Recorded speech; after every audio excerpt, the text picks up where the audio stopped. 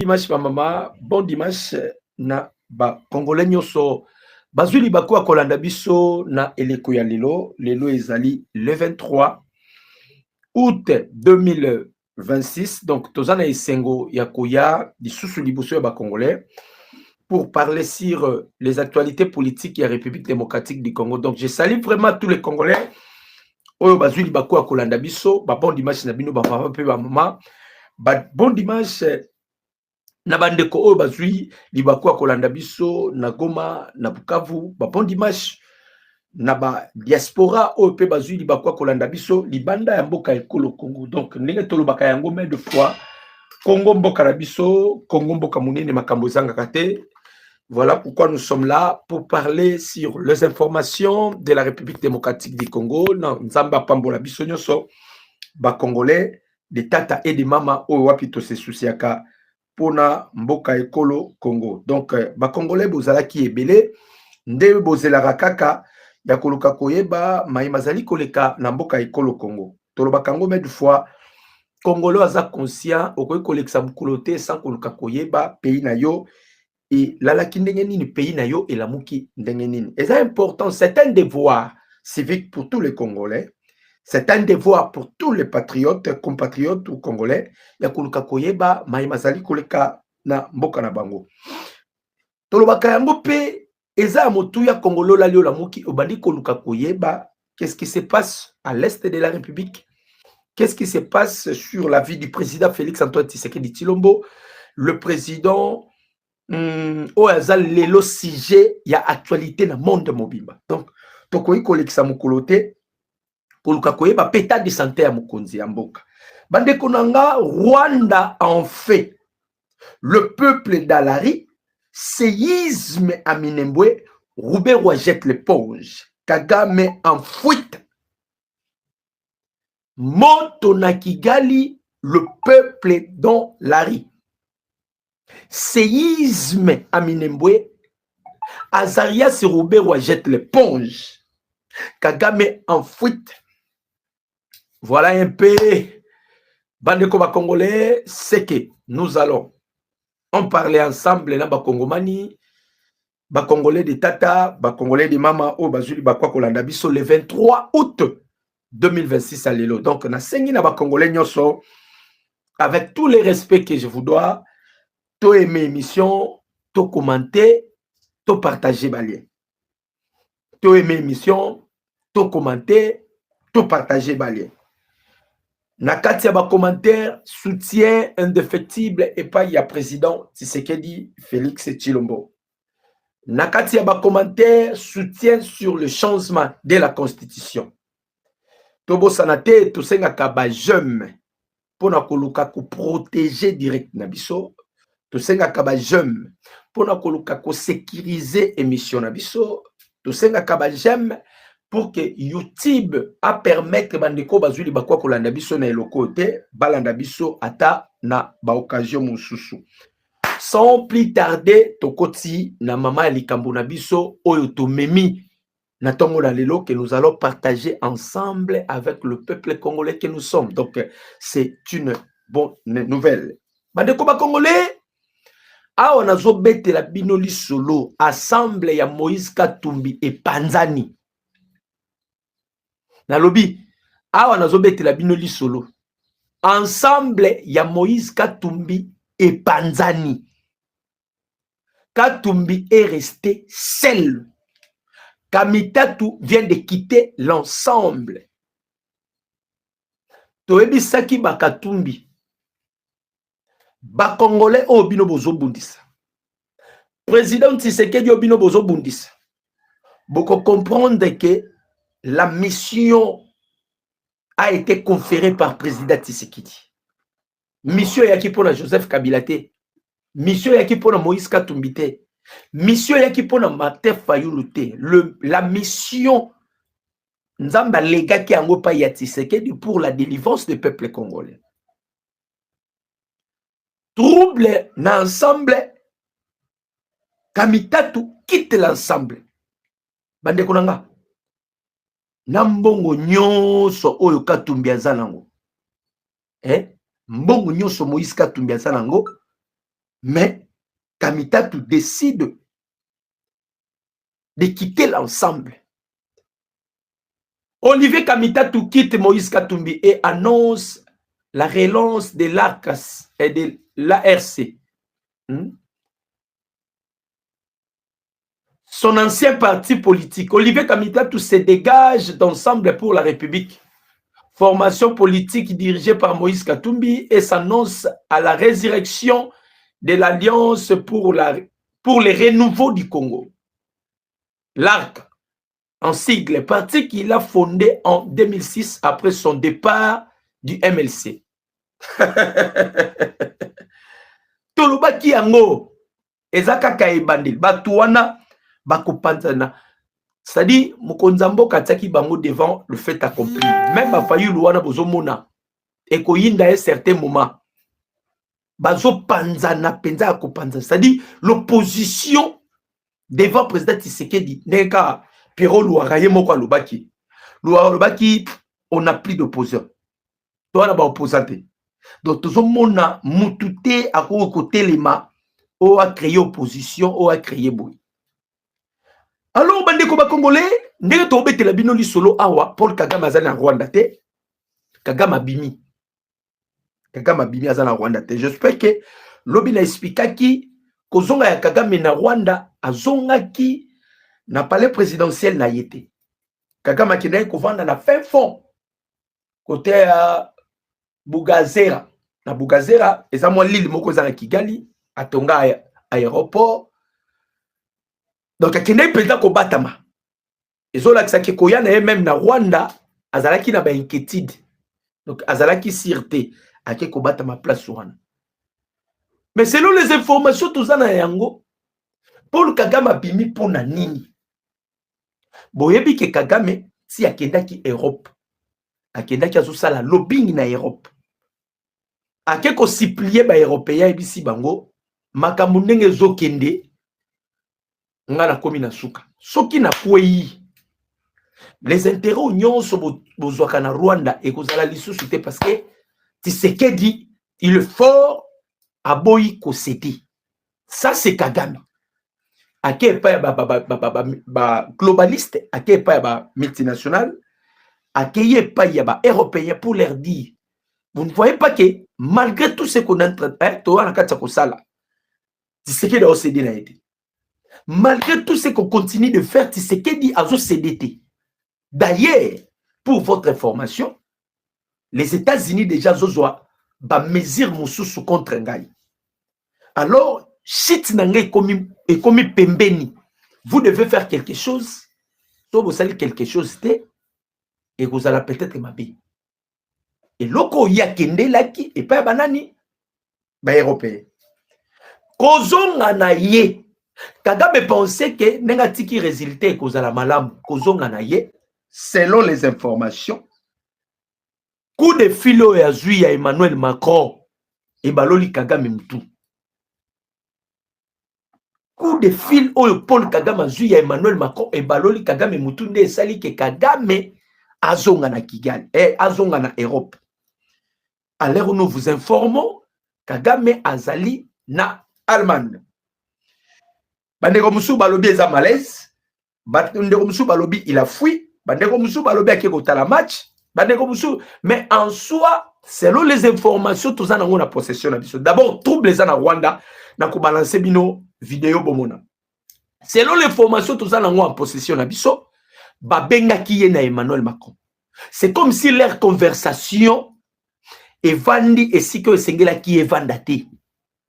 C'est-à-dire leur conversation, peut-être il y a bandaï ko s'attendre ne loko mususu, mais oyo ba meme lié comme message ba meme lié et bouleversé Paul Kagame. Na rappela ka ba congolais mais de fois, bande ko ba congolais. Na rappela ka ba congolais mais de fois. Il y a certaines lunes rouges que Kagame a franchies, ça serait absolument impossible que Kagame a bénéficié de la makambo moko songolo. Kagame a franchi certaines lignes rouges. Kagame a finga J. Vance, le vice-président des États-Unis d'Amérique. Il faut bloquer à côté aux États-Unis d'Amérique. Donc il y a des choses que Kagame a commis eza pasi po a réparer yango.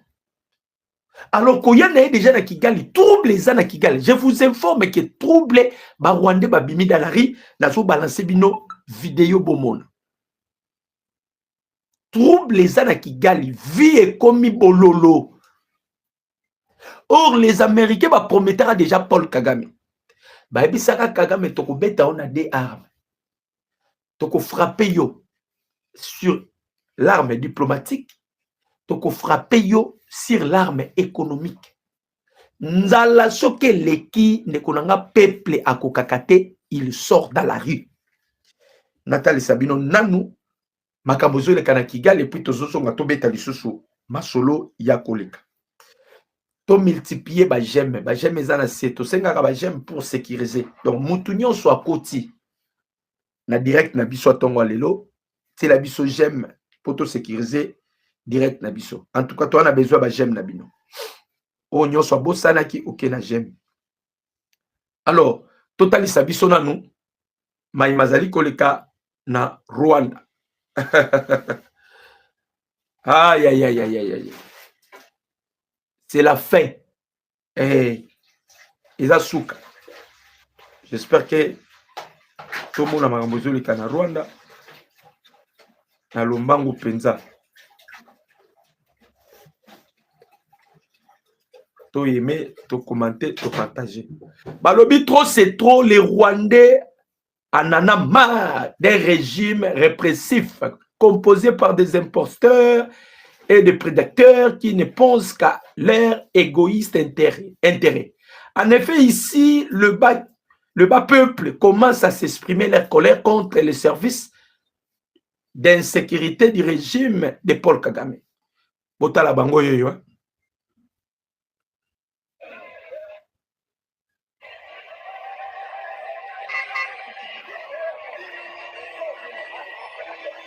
Ici, c'est à Kigali.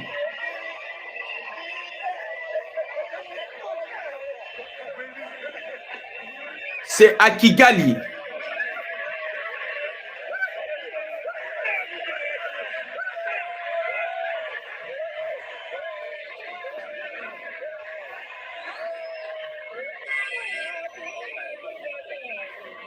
Vous voyez Kigali, hein? Boyoka Rwandais moko sikoyo azolo ba makambu sikoyo. J'espère que bon mona ye ko bangeza lisute pa ba Rwandais. Boyoka bino moko.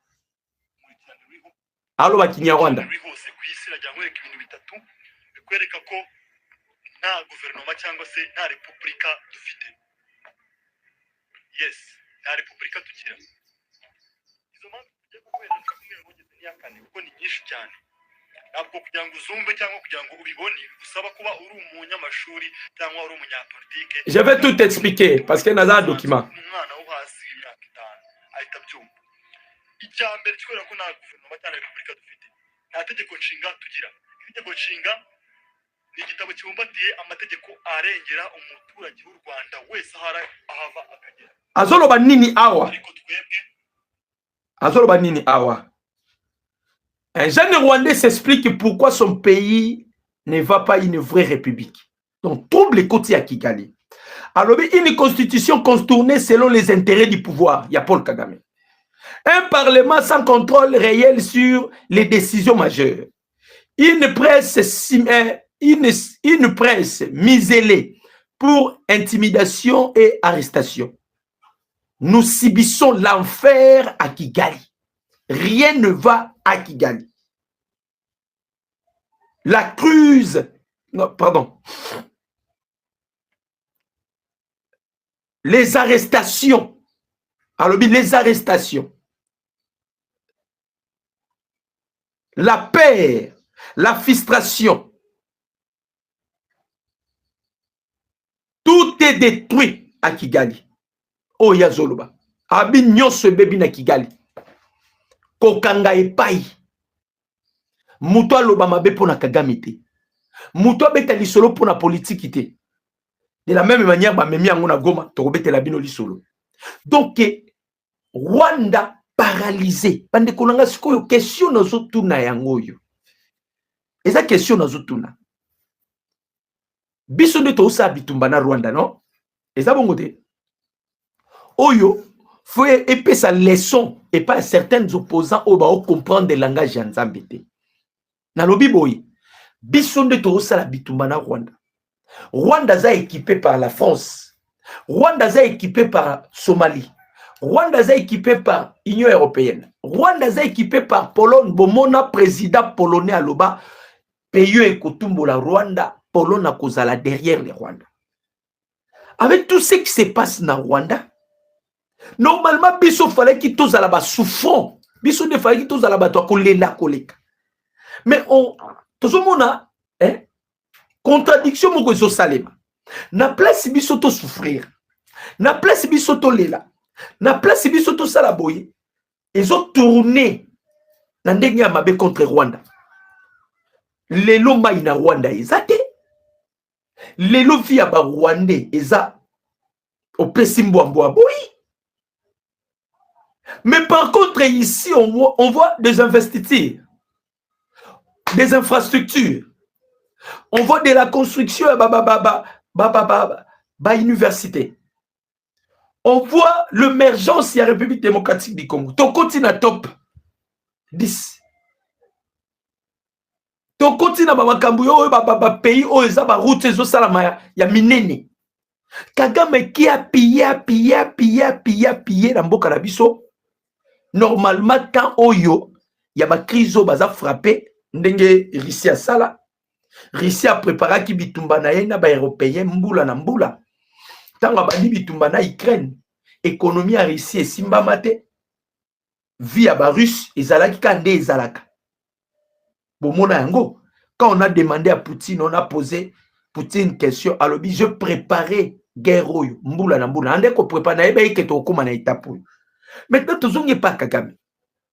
Moment où on falaki Kagame azwa skoyo mbongo nyonso yiba na Congo abimisati pour survenir na ba besoin peuple na ye. Mais à l'heure où je vous informe bandeko Rwanda boye souffrance yango moni ba reste oyo moye bazonga Rwanda ezate beaucoup kama kabuste viwembe alobia wat bandeko la paix a changé les cas trouble na Kigali skoyo Kagame tango yena nous. Vous allez remarquer, ce sont des signes. Même le départ de Mobutu, et bandaki ko passé quand la signe à boy. Même le départ de Mobutu, je parle bien le départ de Mobutu. Ezalaki Mobutu a Guado, ezalaki Mobutu a Boye, ezalaki Mobutu a Boye. Donc il y a eu certains signes. Que non, ici rien ne va. Certains signes, au bandaki ko prouver que Muto azoki na suka. De la même manière avec Paul Kagame. De la même manière avec Paul Kagame. Vous allez sentir que, au fur et à mesure, tous s'affoncer, au fur et à mesure, vous allez sentir que Paul Kagame, Makamuzo Yandeti, Ezo Komandeti, Ezo Songandeti Mabe. Makamuzo Songandeti Mabe. Donc, Kagame a bandi ko continuer Kodinda. Azo banda okende Kodinda. Avec la réponse à jouer par Macron, nous vous informons que vous serez informés. Beaucoup vous allez informer dans Makambo parce que ekobi makaka. Bandeko ba Congolais, contradiction lisusoye entre ba M23 na ba AFC. Avant de parler na ba makambo suso zoleka. Boyoka makambo gouverneur ya Nord Kivu, ya ba Rwandais oyo alobi devant peuple congolais. Boyo kabino moko. To aimer, to commenter, to partager. Gouverneur oyo alobi boye. Alobi le Nord Kivu et le Sud Kivu sont des sols rwandais. D'ailleurs, d'ici là, un mois, nous allons imposer l'hymne national rwandaise et nos drapeaux sera élevé dans une fête de la conquête de nos sols volés. Nous ne voulons plus entendre quelqu'un chanter l'hymne national congolais ici ni parler français, c'est-à-dire le Nyarwanda sera notre langue nationale. Boyo kamakamba lobi, toi on a besoin de français. Mais vous allez voir, ce monsieur malade ici, Emmanuel Macron, il va soutenir un pays anglophone au lieu de soutenir un pays francophone. Tout cela, c'est parce que ils ont partagé religion au kilte moko. Plan na bango batie na mesa yangoyo. Ah, tozo senga pe gouvernement congolais to sala angele. Lobby gouverneur oyo ba nommé et pas ya ba Rwandais, a lobby yango na misu ya ba congolais. A lobby Nord Kivu, Sud Kivu, eza mabele na bango ya ba Rwandais. D'ici là, ils vont imposer l'hymne national rwandaise. D'ici là, bakomati sa drapeau ya Kigali. D'ici là, ils vont imposer langue moko nya Rwanda. Bakuti yozolo ba français, ba beti yo. Bakuti yozolo ba hymne national, l'hymne national ya République démocratique du Congo, ba beti yo. Butalobi yango nani Erasto. Pourquoi Erasto a commis na niveau ya koloba boyi? Eza par rapport ya makambu oyo Kabila akendeki kokota réunion a ebisaki bango. Parce que en soi, le Nord Kivu et le Sud Kivu, leur entièreté n'est pas contrôlée par les AFC ni les M23. Eza na moi ba entité oyo ba contrôler mais ba entité mususu ba na contrôle nangote. Donc pour déjà qu'on s'imposer sur l'hymne national, il y a Rwanda, ce serait impossible. Wana liboso. Yami Balé, pour la combattre sa drapeau ya Kigali, ça serait aussi impossible. Pour la nini, ba na contrôle na yangote. Butembo, Beni. Ils ont nini les Nord Kivu, non? Est-ce qu'ils ont contrôle na Butembo? Ils ont contrôle na Beni. Problème est que ba olukaba meka. Parce qu'ils s'attendaient. Il s'attendait, les chefs de l'État à promulguer loi référendaire.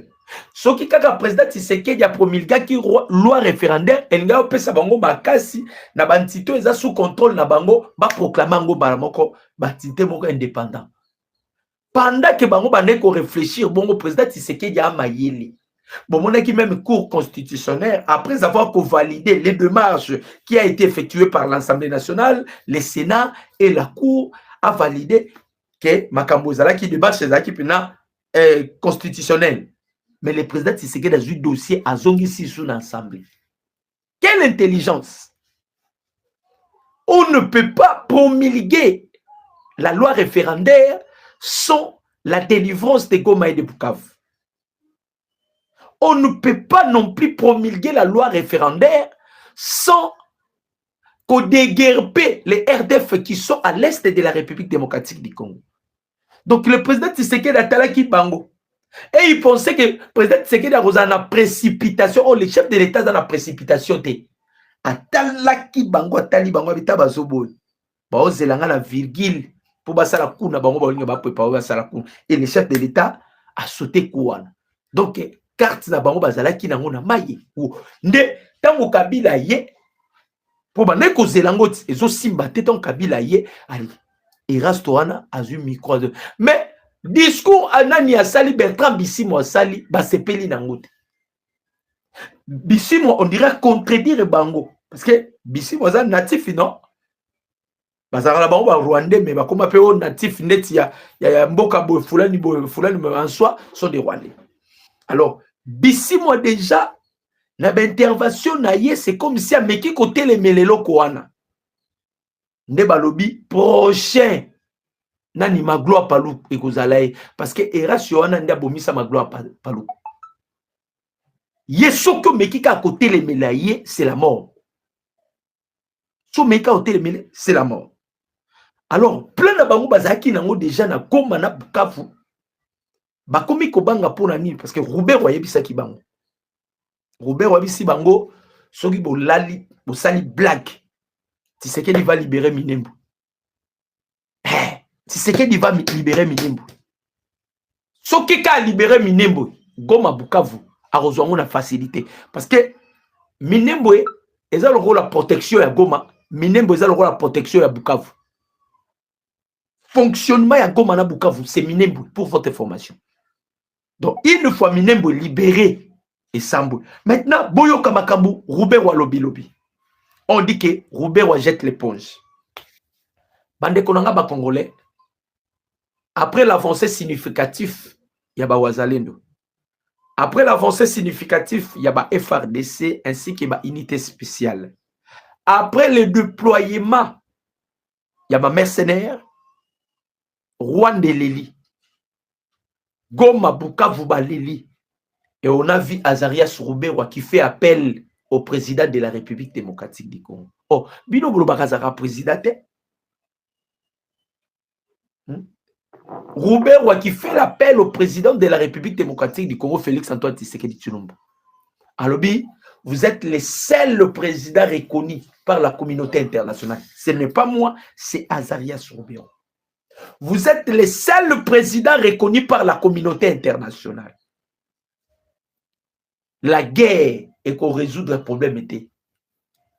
Est-ce qu'il n'y a pas moyen de négocier? Président Tshisekedi Soro Yoki Makambuana Tokufi.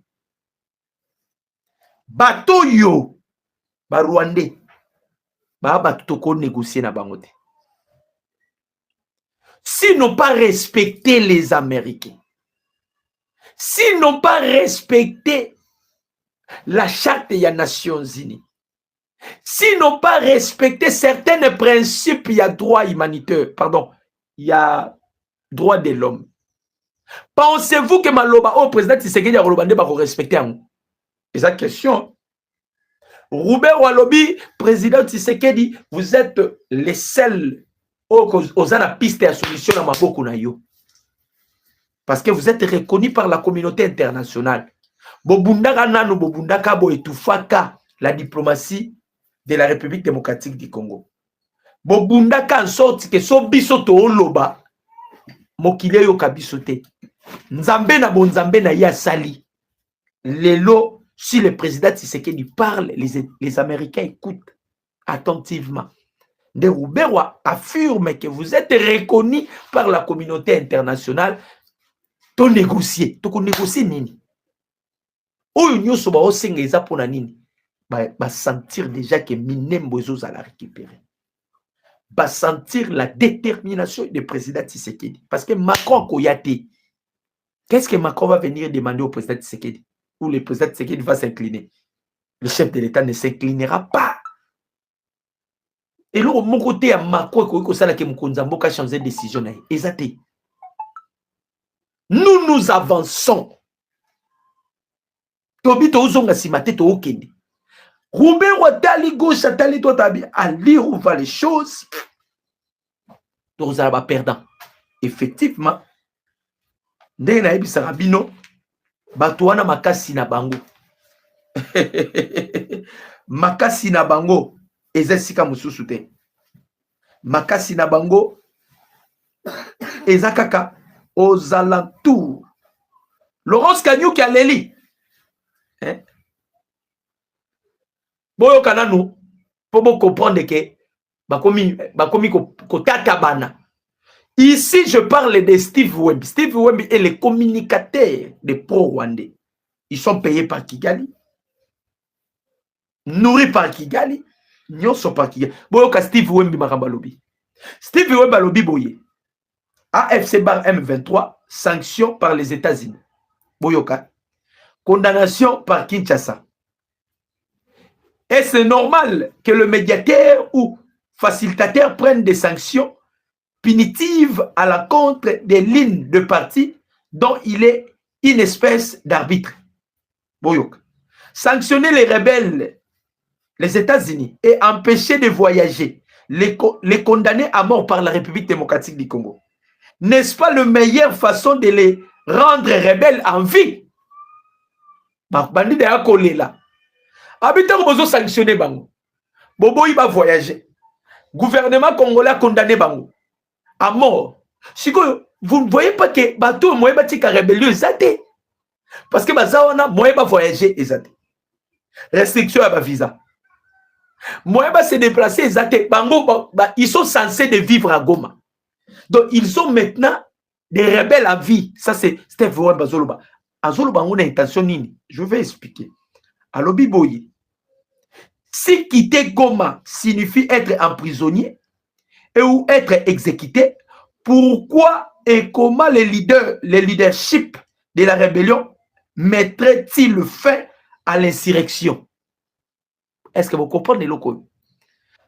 À Lobiboyi, ceux qui ont quitté Goma, et ça directement arrestation ou exécution. Maintenant, pourquoi beaucoup de gens permettent bon monde valider il y a rébellion, batika ba insurrection, c'est-à-dire ils vont continuer à s'envahir pour la nini. Ce qui a quitté Goma, c'est une arrestation. N'est-ce pas expliqué? Cela veut dire les M23 baza conscient. Soto lobito boire manduki bakokanga biso. Soki pe tolobito tikalao bakokanga biso. Donc vaut mieux to continuer ka musalo so bakoya ko boma biso baboma biso. Eza langage ya Steve Wembi. Alobi ces gens qui sanctionnent ne réfléchissent pas les stratégies et pardon, ces gens qui sanctionnent ne réfléchissent pas stratégiquement. Ils sont juste dans des agissements tactiques qui offrent un sentiment de satisfaction à Tshisekedi tout en lui compliquant la tâche à long terme diplomatique, à long terme diplomate européen. Donc, oh, Yazoloba, c'est l'idée un diplomate européen que tant que vous sanctionnez, vous commis sa guerre à long terme, bazande asphyxié, baza bloqué. Et l'autre bangi sabango, il y a deux réunions. Première réunion où le président Tshisekedi a présidé avec les officiers burundais ainsi que Eric Prince.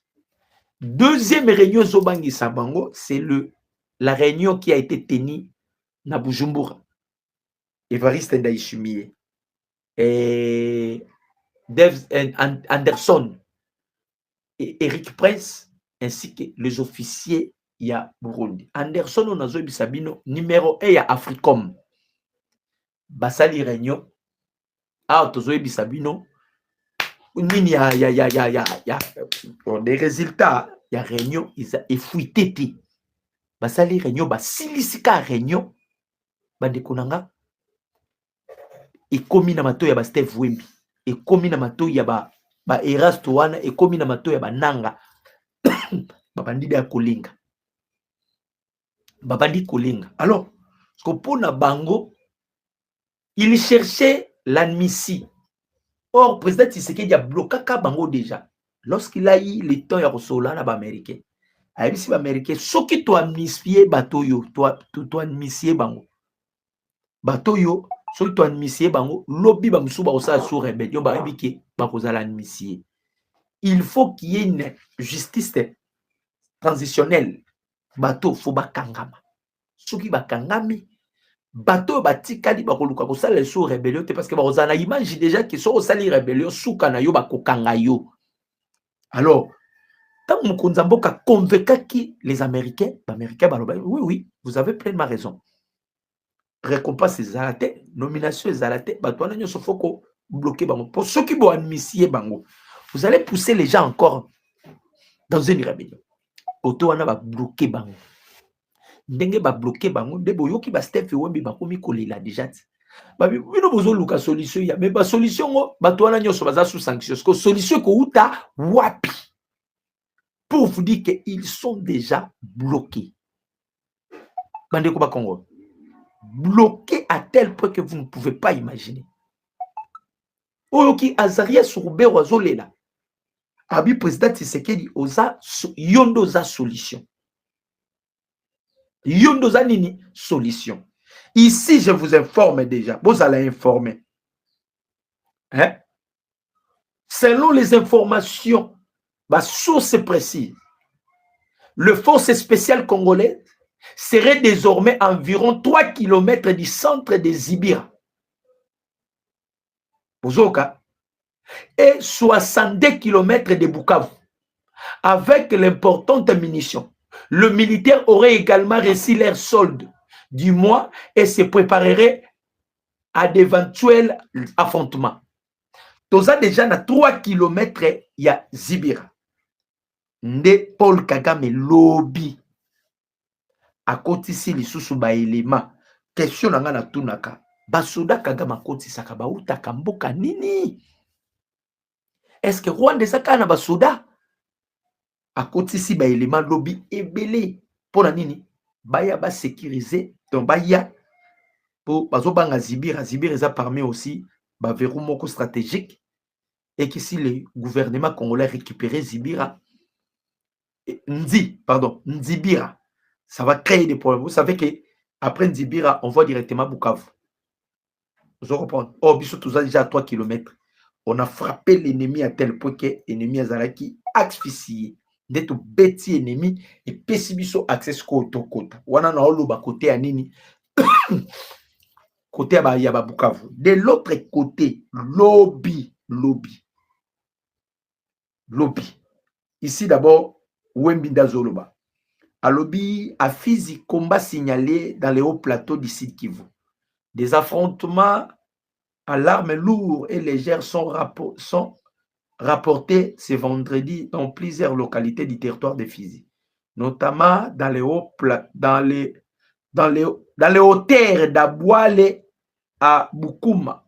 Selon les informations locales, des tirs d'artillerie ont été attendus durant la matinée.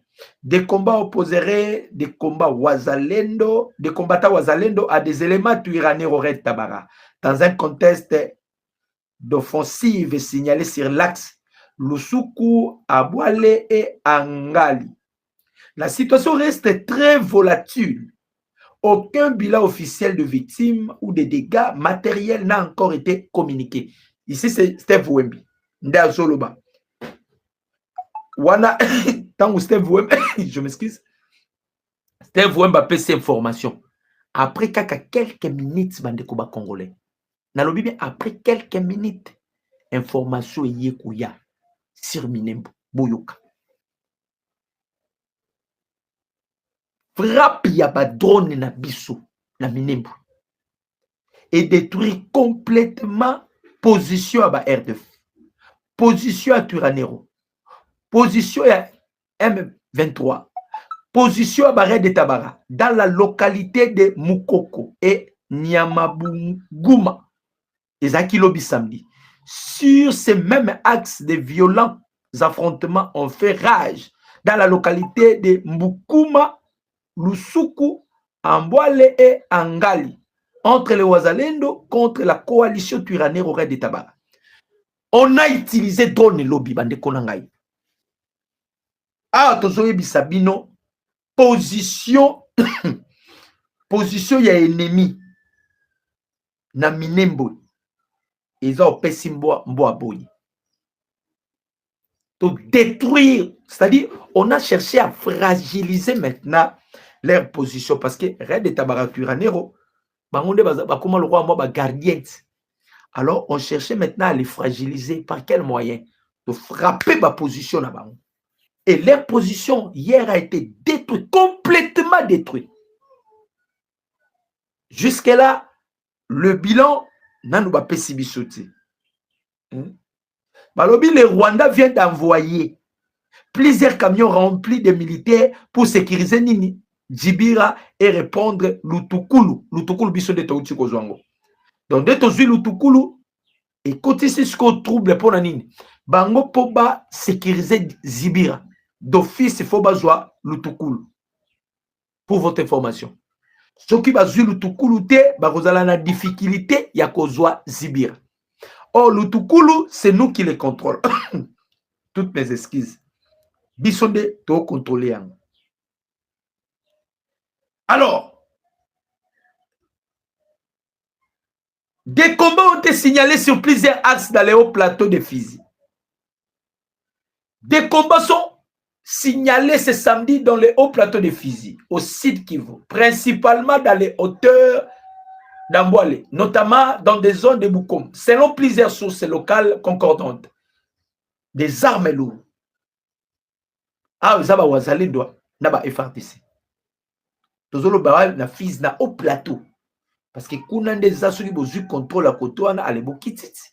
Bokititi minembo.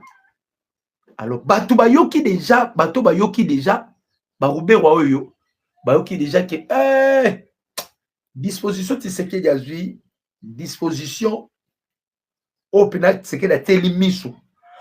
Pour la minembo yo. On risquerait minembo kende. Oh non, Tshisekedi si on peut Toto Vanda, tout seul. On va parler de quoi? Eh bandeko. Bon, tu n'as Roubert, on va parler de quoi? Parce que tu détruire ma position stratégique là-bas. Dès que tu détruire les allocs, tu fongoli branche. Parce que toutes les positions stratégiques, tu quoi ici? Tu détruire.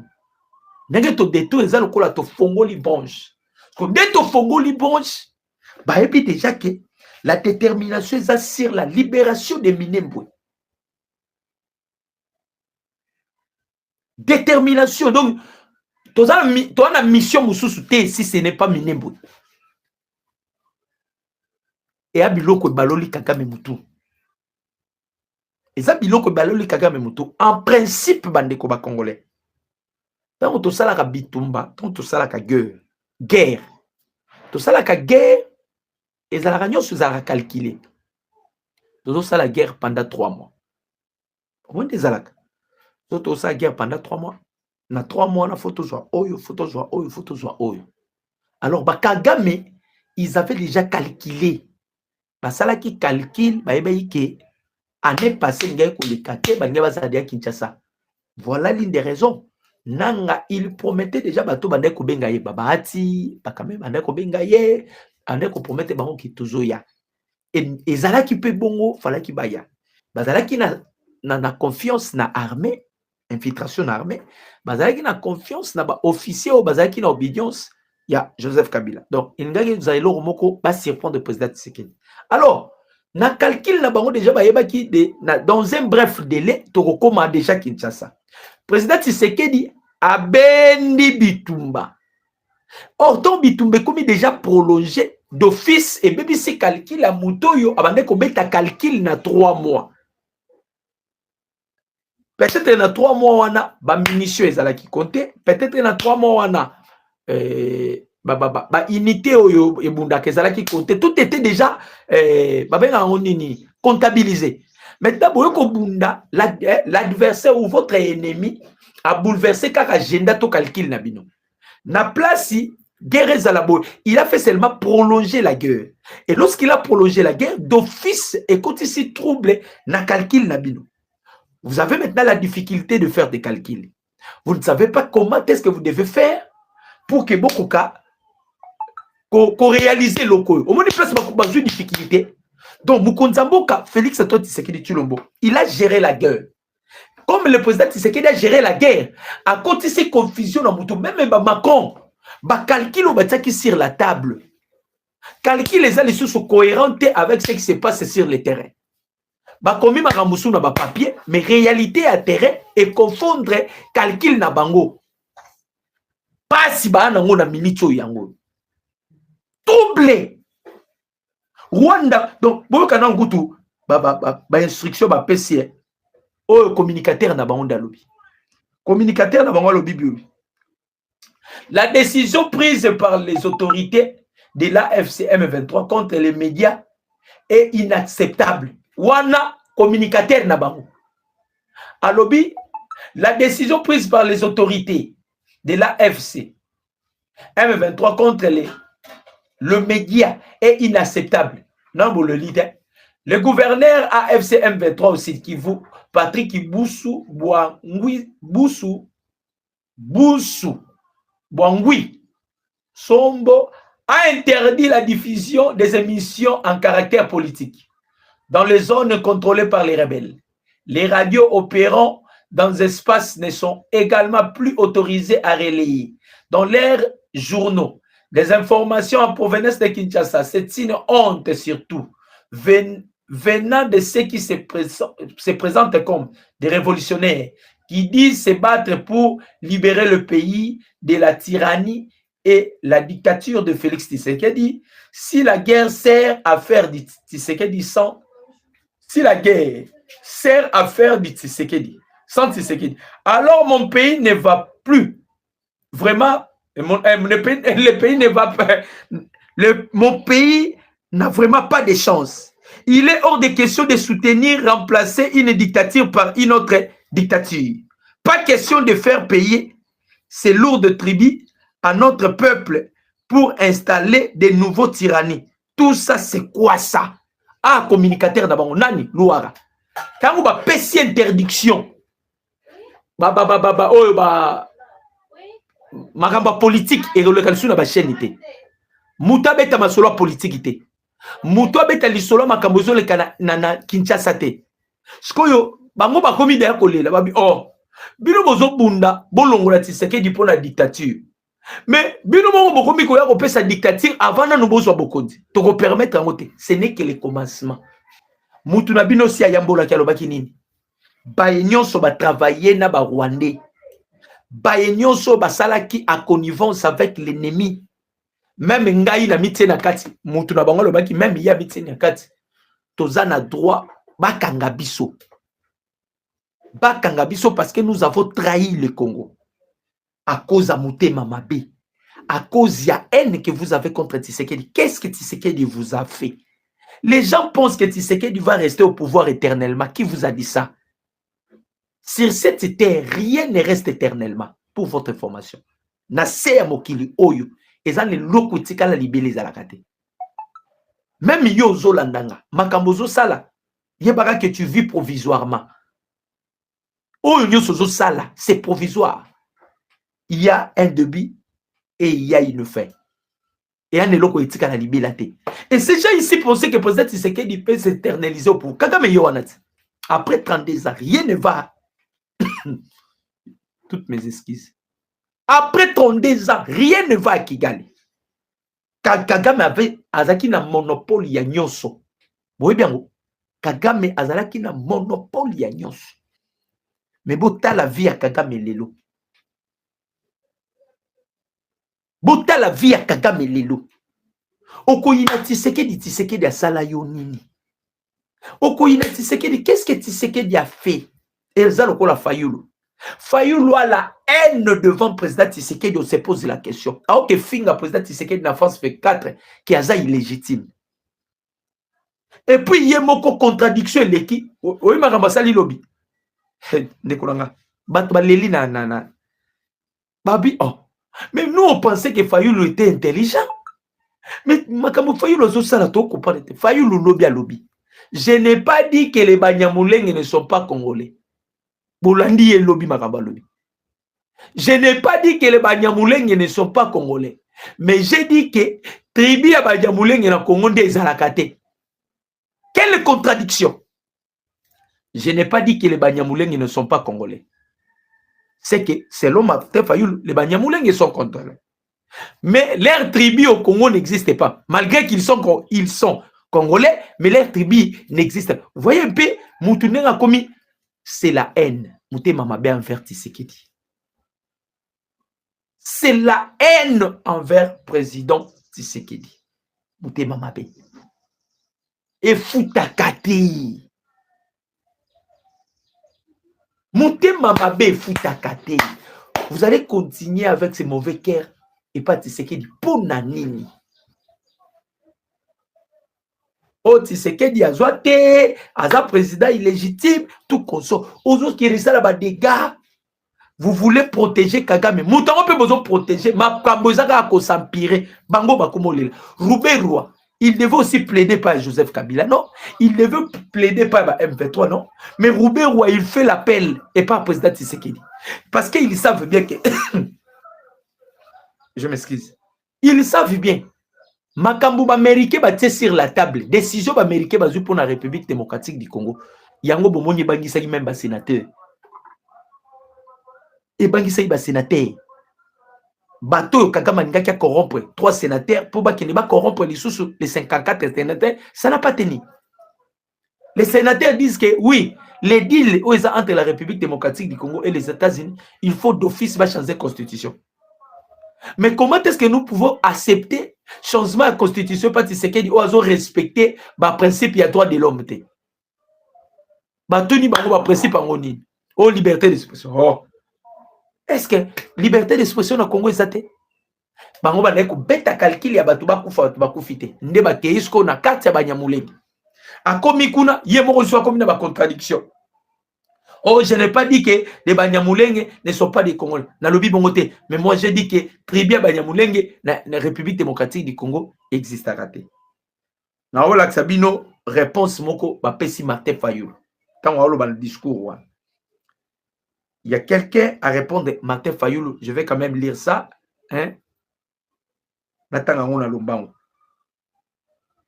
Ndeko moko boye apesi Martin Fayulu réponse. Boka réponse ba pesi Fayulu. Et je parie que na stade na époque où Fayulu azali na Congo te. Ba répondre au kitoko.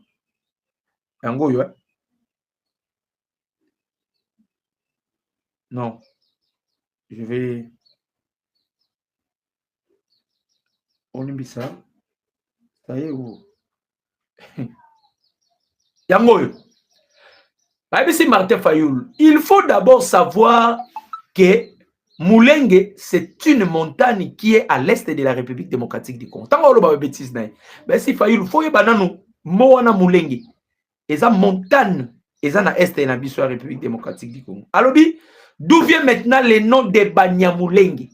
Parce qu'on les appelle les Banyamulenge. Bazo ça, Fayulu réponse. Balobi, ce sont des Rwandais qui se sont réfugiés en République démocratique du Congo à l'époque. Alors, on leur avait donné comme refuge la partie de cette montagne Mulenge, d'où les autochtones, pour bien les appeler en général, ils les appelaient Banyamulenge. Donc, cela fait la liaison par rapport à la montagne Wana. Donc, Kotoana va répondre qui Fayulu. Alors, et là, on se salibi sur Sengo, lobby et zanine. Boyo que Sengo na ngona mutema. To multiplier ba j'aime, to multiplier ba j'aime, to aimer, to commenter.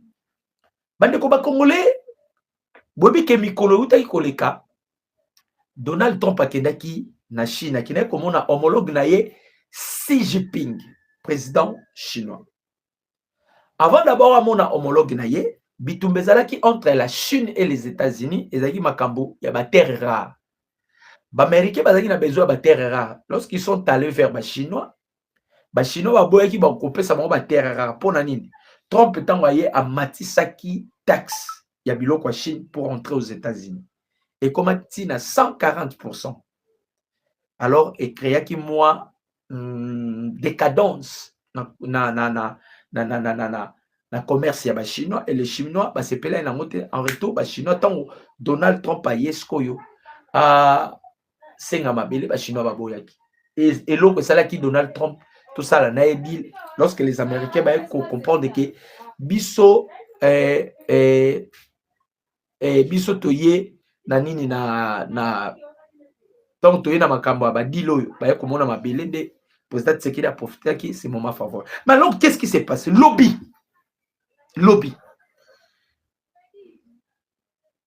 Les États-Unis ont publié une information moko très sensible. Beaucoup d'informations. Lobby face au refus de Xi Jinping d'aider les États-Unis d'Amérique dans leur guerre économique contre l'Iran. L'administration Trump annonce des sanctions contre la Chine dès lundi prochain. Plusieurs autres pays seront aussi ciblés par ces sanctions. Les secrétaires américains au Trésor, Scott Bessent, Moutalelisa Kabila, a confirmé qu'il tiendra une conférence de presse ce lundi prochain pour détailler ce qu'il qualifie de sanctions le plus dur de l'histoire. Est-ce que tu comprends le mot? Les Américains ont besoin de Chinois vis-à-vis de Makambo, Iran. Les Iraniens. D'ailleurs, Trump est à l'Obakiam. Alors, bino monde lebo soutenir ngai, nena obundana Iran, botala ngai. Boyeba ke Iran oyo aza danger lobi pour l'avenir ya humanité. Alors, batu basungaki Iran. Oba Iran pena simba États-Unis place ça la passe. C'était des Chinois. Ba Chinois ba matisaki ba ni na bango ba satellite na bango ya ba orbite ya ba orbite. Papa Willy a signé un numéro. Mon numéro c'est plus 243. Code Ambo Cannabiso 89 63 95 965. 89 63 95 965. Mon numéro 89 63 95 965. Alors, ba chinois ba matisi ba drone. Quand ba matisi ba drone, ba bandi ko détecter ba base arrière nyonso ba américain. So ba moni base arrière balakisi ba iranien ba frappé. So ba moni base arrière balakisi ba iranien skoyo ba américain ba kotima ce qui guerre comme moi makasi boy parce que Chine a si mal. Ici maintenant les États-Unis ba ça qui appelle les pas ba chinois pour que la Chine aide les États-Unis pour combattre Iran. Ba chinois ba boy ndenge ba chinois ba boy ba américain ba lobby boy. Dès lundi prochain ici ils vont faire sortir la liste des sanctions, bazo sanctionner pas chinois. Na sepeli na ngoma c'est une bonne nouvelle. Boye bakayango à chaque fois bitumbeza entre les États-Unis et la Chine. Biso de toi va bénéficier. Est-ce que boye bien? Biso de toi va bénéficier. Les États-Unis vont continuer maintenant à protéger la RDC parce que les Chinois bazana ba rebelle. Chinois bazana nanani na Paul Kagame. Donc les États-Unis vont continuer maintenant à protéger la République démocratique du Congo vis-à-vis de la Chine. Il y a un bon président Tshisekedi passe à nord de Jézaki Mokontambo à Bete Bango Ngondo na plus question d'exportation. Il y a coltan. Oh, il y a lithium. Oh, il y a nini. Plus question. Tout bloqué Bangona. Koyo, tango minerai kokoma rare na monde. Parce que d'ici là, minerai et si la caillou mais la kate. Maintenant, il y a Congo et Botaka. C'est ça la différence. C'est-à-dire, Dieu a tellement béni ce pays. Dieu a donné tout à ce pays. Et nous avons, tout ça, parce que, oh, tous yeux pas nzambe pour Namboko yo. Et ça tellement ébélé. Babitumba suko ya ba grand louana. Ba Américain bandozonga kakana prophétie oyo kondo etenti seke da pesaka bango. Heureuse mémoire. Aibisaka bango. Ceux qui vont contrôler Congo, la RDC va susciter la 3e guerre mondiale. Si vous laissez Congo à la poulailler, au lieu de veiller en sorte que plusieurs institutions à Congolais et Vanda, pour que Moutaya Kalisou soit minéré, Baote Kobengi sa 45 pays. Baote Kobengi sa 45 pays. Vous savez pourquoi Bengi c'est bon? Makamuka ba minéré. Donc aussi longtemps vous voulez en sorte que Mokile Zanakimia. Et que vous ne veillez pas en sorte que les Congos soient protégés. Parce que pour que la paix soit installée, il faut que les Congos soient protégés. Et si le Congo n'est pas protégé, il n'y aura pas la paix. Et ça, la paix, c'est les Congos. Si vous voulez vraiment que la paix règne au monde, vous devez sécuriser les Congos. Bisoté. Bango moko ba mindele. Mais c'est Franck avait dit quoi? L'Afrique a la forme des revolvers dont la gâchette se trouve au Congo. Ce n'est pas seulement que l'Afrique, mais c'est le monde. La gâchette Yamokili, c'est le Congo.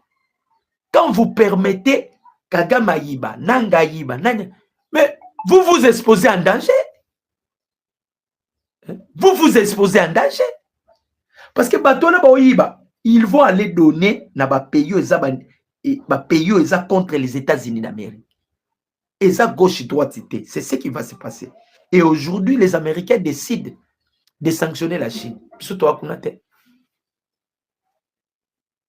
Surtout à Kunate. Surtout on a besoin car tant au bétier, surtout au bénéficier. C'est ça important. Et ça va bloquer le PC. Ils ont fait ça.